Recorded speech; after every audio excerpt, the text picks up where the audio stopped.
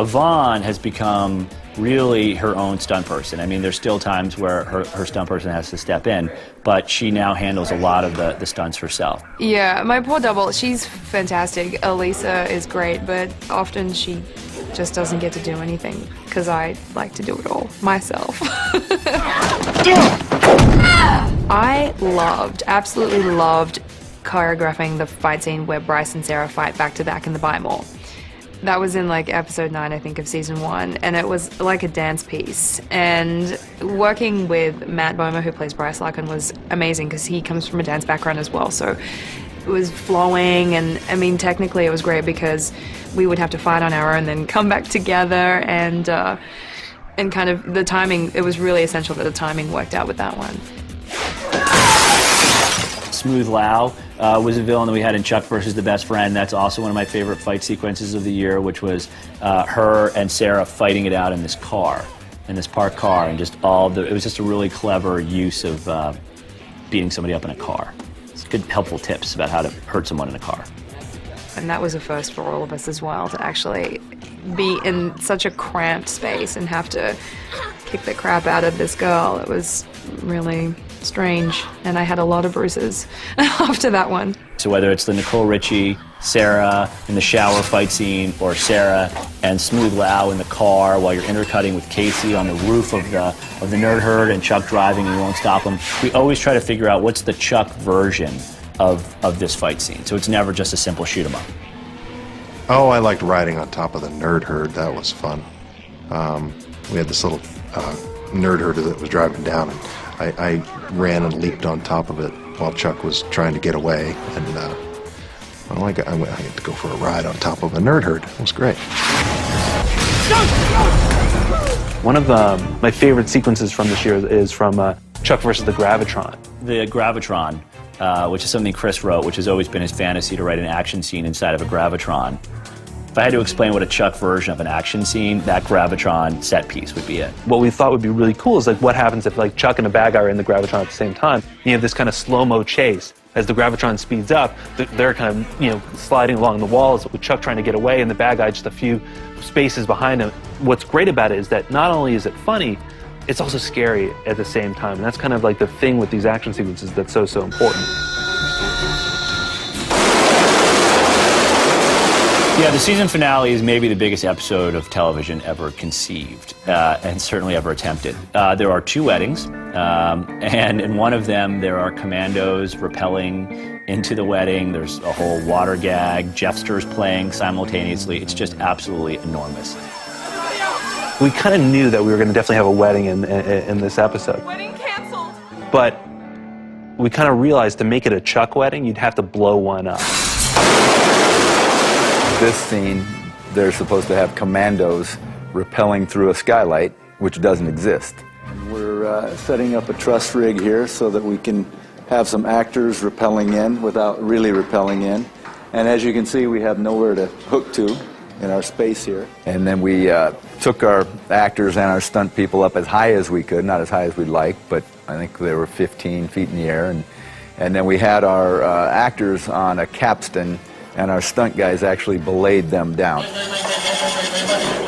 They weren't rappelling, but it appears they're rappelling because they're supposed to be rappelling down and shooting at the same time, and the guns weigh about 30 pounds, and it's a big ordeal. And then tonight we will shoot the top of that scene, which it's on stage on green screen. We're on the lot, we're on stage 10, and this is a green screen setup for our wedding reception building that was supposed to have a skylight in it, and it didn't. So it's being shot against green screen, and then our visual effects department will put in the sky, and they'll put in everything that we need to make this tie into our actual building.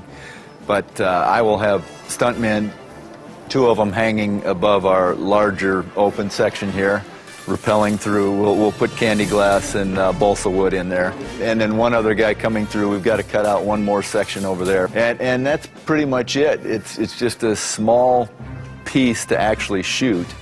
But when you see it, it's a very important piece because it's that big breakthrough.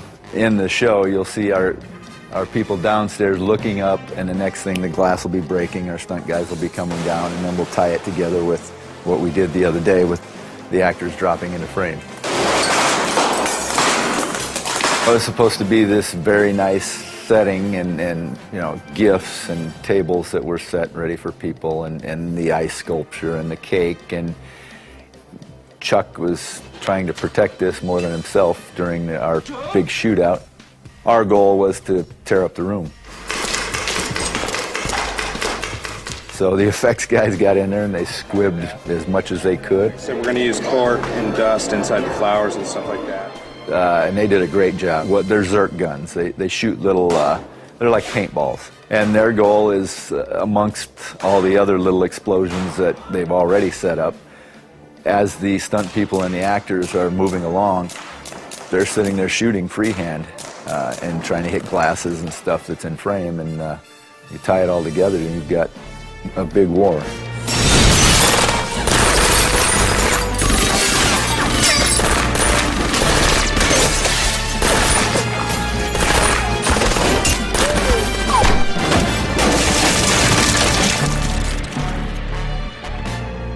You rang.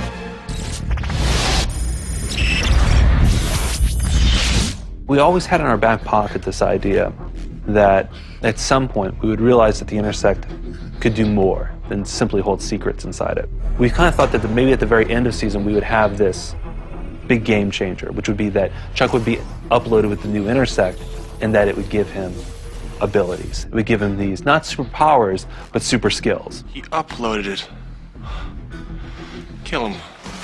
When I was writing the scene, I pretty much just, I think I said, and at that moment, with Sarah, with the bad guy putting the gun to Sarah's head, that Chuck spins into a mad flurry of kung fu. Which is like 2 lines on a script. And it's much harder to do than just writing 2 lines in a script. So we then handed the script over to Merritt Yanka and his team and Zachary Levi.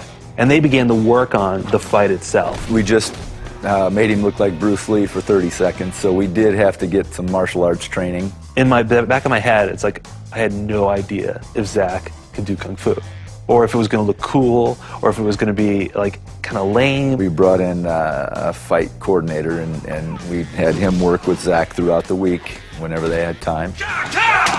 And then I had a double for Zach for the fights, and then we had a gymnast double, which was fun, finding a 6'4" gymnast. A few days before we actually shot the scene, I got a call to come over to set and take a look at the fight sequence. And that Zach and Merritt had worked out with the stunt team. And I was shocked. Because not only can Zach do kung fu, he was kind of awesome at it. He did great. It was amazing. He did 95% of the fight. And so he's dialed. He's really good. And all of a sudden, I was like watching him do like this kung fu action sequence they had put together with a lot of flips, kicks, and it was just awesome. I just thought to myself, season 3 has become so much more possible. Like all the things we thought, oh, we can never do that, well, we certainly can do now because he's phenomenal.